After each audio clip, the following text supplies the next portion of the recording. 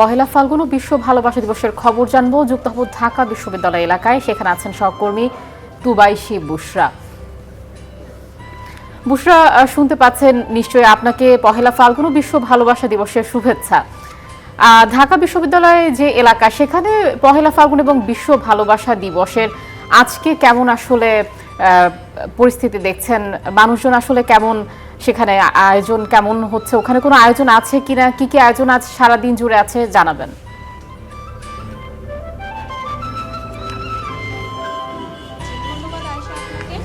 আজকে বসন্তের প্রথম দিন, বাংলা 1432 সালের বসন্তের প্রথম দিন। সবাইকে পহেলা ফাল্গুনের শুভেচ্ছা জানিয়ে শুরু করছি।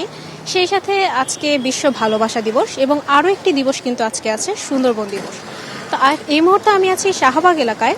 প্রতি বছর যেই ঢাকা বিশ্ববিদ্যালয়ের চারুকলা অনুষদের বকুলতলায় যেই বসন্ত উৎসব নামের উৎসবটি হয়ে ওঠে, যেখানে নাচ গান সহ বিভিন্ন সাংস্কৃতিক অনুষ্ঠানের মধ্য দিয়ে মানুষজন বসন্তকে বরণ করে নেয়, সেই অনুষ্ঠানটি কিন্তু এবছর হচ্ছে না। আমরা গিয়েছিলাম, গিয়ে জানতে পেরেছি এবছর আসলে সারাদিনে কোনো কিছুরই আয়োজন করা হয়নি। আর যে কারণে তার প্রভাব পড়েছে এই শাহবাগে যে ফুলের দোকানগুলো আছে, সেখানেও তার কিছুটা প্রভাব পড়েছে বলে আমরা জানতে পেরেছি। কেননা এই উৎসবকে ঘিরে স্টেজ সাজানো থেকে শুরু করে মানুষজন নিজেদেরকেও নানা রঙে সাজিয়ে তোলেন, যে কারণে এখানে ফুল কম বেশি সবাই কিনতে আসে। কিন্তু এবছর যেহেতু বন্ধ, কেননা 2 দিন আগে আমাদের দেশের 13তম জাতীয় সংসদ নির্বাচন অনুষ্ঠিত হয়েছে, সে কারণে প্রভাব কিছুটা সব জায়গাতেই পড়েছে, আমরা দেখতে পেয়েছি। প্রভাব সব জায়গাতেই এসেছে, আমরা দেখতে পেয়েছি। আর ফুলের দোকানের প্রভাব পড়েছে, মানুষজন আসলেও কিন্তু তুলনামূলক কম বলে আমাদেরকে জানিয়েছে এখানকার যে ব্যবসায়ীরা আছে তারা। আর ফুলের দামও তুলনামূলক কিছুটা বেশি, এমনটাই আমরা জানতে পেরেছি। আর অনুষ্ঠান যেহেতু এবছর হচ্ছে না, অনেকেই বোঝাই যাচ্ছে যে আসলে বেলা বাড়ার সাথে সাথে আয়োজনে আরো পূর্ণতা পাবে। আপনাকে ধন্যবাদ আমাদের সাথে যোগ দেওয়ার জন্য। এবার যুক্ত হব চট্টগ্রামে, সেখানে আছেন সহকর্মী সৈয়দ তামিম মাহমুদ। তামিমের কাছেও একই প্রশ্ন থাকবে। তামিম, শুরুতে আপনাকে ফাল্গুনের শুভেচ্ছা এবং ভালোবাসা দিবসের শুভেচ্ছা। চট্টগ্রামে আজকের দিবস ঘিরে, আজকের যে 2টি উপলক্ষ, এই উপলক্ষগুলো ঘিরে আসলে কি কি আয়োজন আছে? সকাল থেকে কিন্তু চট্টগ্রামে যে বসন্তর যে আগমন, শীতের জড়তা কাটিয়ে বসন্তের যে আগমন, সেই আগমনকে কিন্তু বরণ করার জন্য সকলেই কিন্তু উন্মুখ হয়েছিল এবং সাথে যোগ হয়েছে ভ্যালেন্টাইন ডে বা ভালোবাসা দিবস। দুটিকে ঘিরে একটি উৎসবের নগরীতে পরিণত হয়েছে কিন্তু চট্টগ্রাম।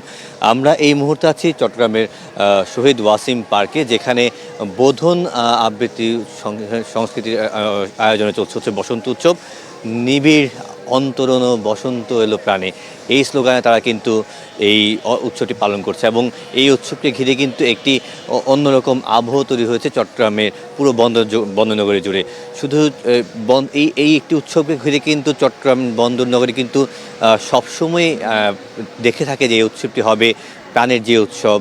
সেই উৎসবে থাকবে নজরুল রবীন্দ্রের গান, থাকবে বাংলার যে ঐতিহ্য, সেই ঐতিহ্য তুলে ধরা হবে এবং এই ঐতিহ্যের যে একটি মেলবন্ধন তৈরি করে শীতের আমেজ কাটিয়ে যে বসন্তে প্রকৃতিকে আবার নতুন করে সাজিয়ে তোলা, সেই সাজিয়ে তোলার যে একটি উৎসব, সেই উৎসবকে কিন্তু সকলেই বরণ করে।